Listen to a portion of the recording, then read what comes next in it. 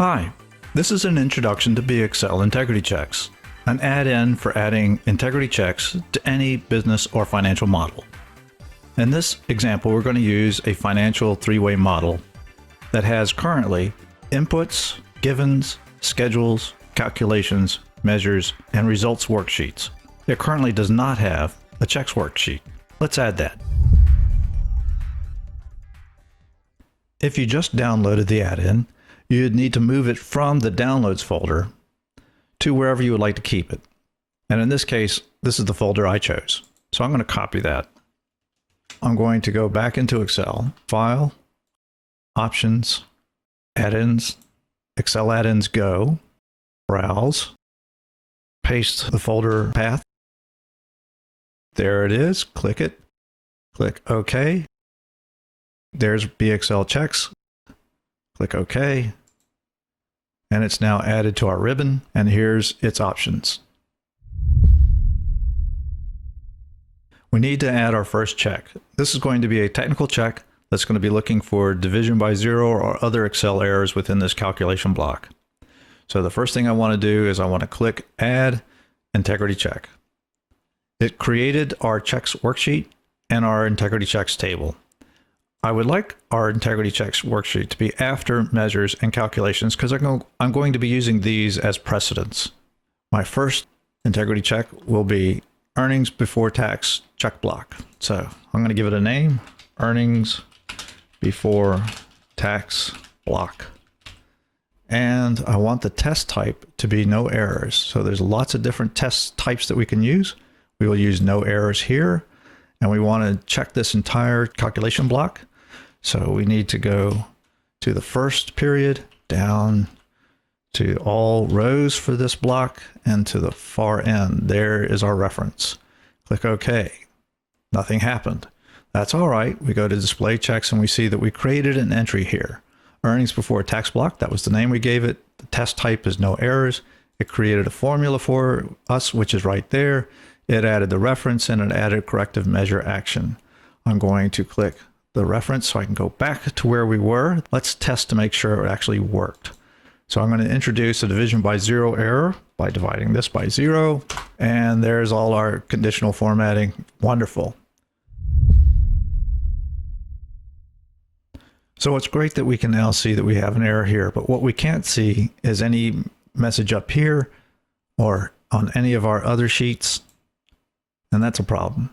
If we have a problem anywhere, we need to see it everywhere. So let's add our overall check status.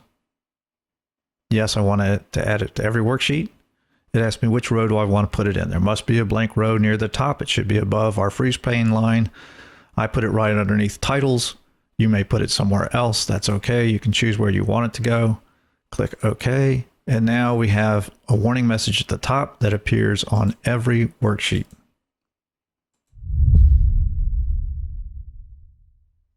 So we have a warning message, but read it. Before tax block failed. Adjust model so no cells in salaries and benefits have errors. Well, weren't we doing the earnings before taxes block? Yes, we were. BXL Integrity Checks saw this label and assumed that was the proper label to put for this block.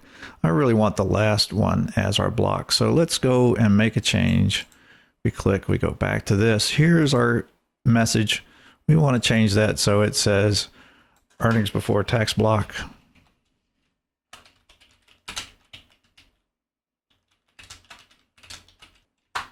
Now we have a more corrected message.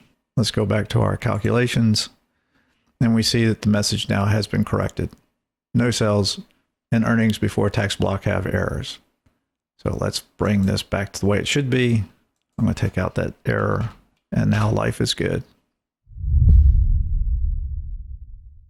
Okay, so we've created our first technical check. Let's add what I call a model check. Now, one of the common things we need to do in financial statements is to make sure that balance sheets balance. Okay, so let's create a new check, add integrity check. Now we have the option to create a new one, which is what we're going to do, or we can go back and we can edit the existing one we just created. But we indeed want a new one, and I want its name to be balance sheet. So I click that, puts it in there for me automatically, click OK. All right, so there's our name, the test. We have several different tests, remember, but balance is indeed the one I want. The first reference is going to be total assets all the way to the end, that indeed the operator is going to be equal to, and then the next one is going to be this total liabilities. Go back to the beginning. Now, I have the option of entering it just like I did by selecting the cells, or because I like names, I can select a name. Here are all the names in our workbook that BXL Integrity Checks brings them up for us, and we can choose the name we want. Here is total liabilities and shareholders equity.